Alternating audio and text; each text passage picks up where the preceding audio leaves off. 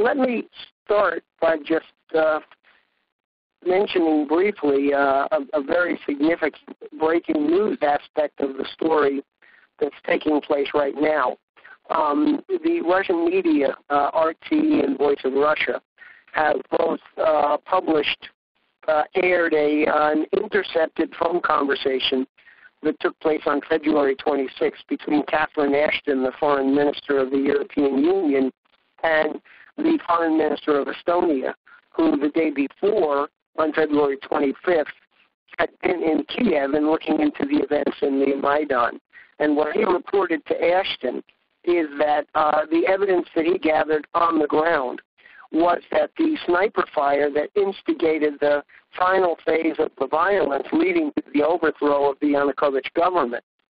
had been carried out by people hired by some of the protesters, and that it had not been done by Yanukovych's police forces, and that the same weapons were being used both to kill police and to kill protesters in the Maidan. And more recently, the foreign minister of Estonia confirmed in a news interview the accuracy of the intercepted tape. This means that the EU, from no later than February 26th, had direct evidence and suppressed the evidence that it was the protesters that were carrying out precisely the kind of neo-Nazi violence that the Russians and Yanukovych had been warning about from the very outset. Now, the fact of the matter is that Obama,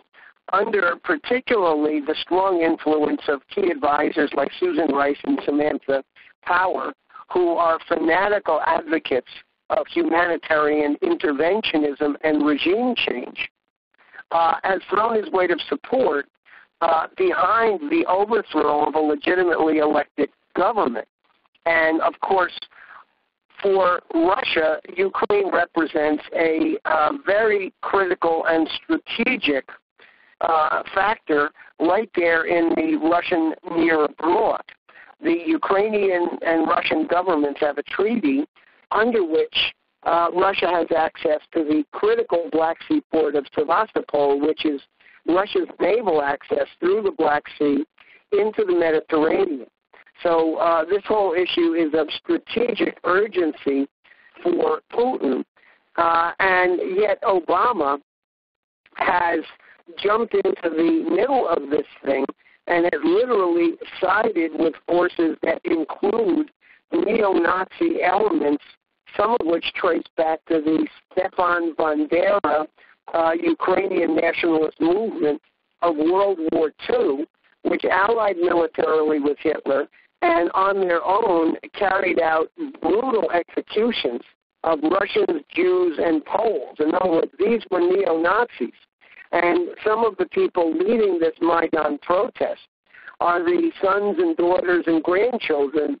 of precisely those neo-Nazis. They're using the same slogans, the same banners of support for the ultra-nationalist Bandera movement. So President Obama is literally drawing the United States into an alliance with a bunch of neo-Nazis, literally, who have overthrown a legitimately elected government, and somehow or other Obama is calling this democracy in action.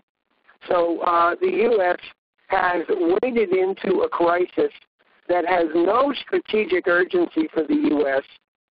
but is an absolute legitimate strategic red line for Russia. The danger here is that despite the fact that U.S. military advisors are telling Obama there's no military option, back off, we need collaboration with the Russians for the withdrawal from Afghanistan and other things, Obama is just so much of a tool of British interests who have their own games they're playing to draw the U.S. into a new Cold War with Russia, that we could wind up not just in a Cold War, but in a hot war that could even lead to an exchange of nuclear weapons. So this is a highly dangerous situation precisely because Obama personally is acting not in U.S. strategic interest, but in the interests of certain London and Wall Street financial circles that are desperate to have the opportunity to loot the riches of the East and will run the risk of thermonuclear war in order to do that. We are aggressively calling for Obama's impeachment on legitimate grounds of violations of the Constitution, but the real underlying reason for that push right now is that Obama is jeopardizing the population of this planet with the imminent threat of general war that could become thermonuclear war by trying to provoke Russia in an area where they have vital strategic interests. So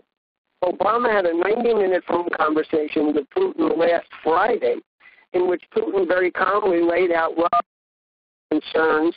and pointed to the fact that the leading armed forces in the Maidan, who overthrew a legitimately elected government, were tied to certain historic and current neo-Nazi networks, and why was the United States supporting these kinds of elements when they are antithetical to everything that the U.S. fought for in World War II side by side with the Russians? So the Obama policy is dangerously insane and must be defeated by more sane, rational elements in the United States who should seize this moment to bring him down before he takes some action, sanctions or other military action that could lead us to general war.